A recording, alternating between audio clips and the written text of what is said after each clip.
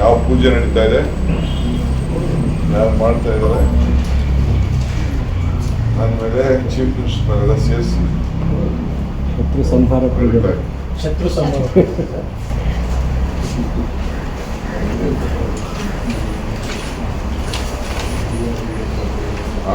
ಶತ್ರು ಭೈರವಿ ಯಾಗ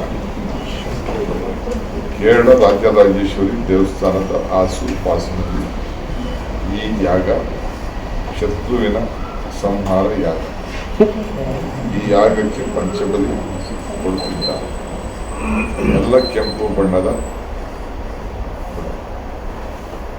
ಮೇಕೆ 21, ಎಮ್ಮೆ 3, ಕಪ್ಪು ಬಣ್ಣದ ಕುರಿ 21, ಹಂದಿ 5.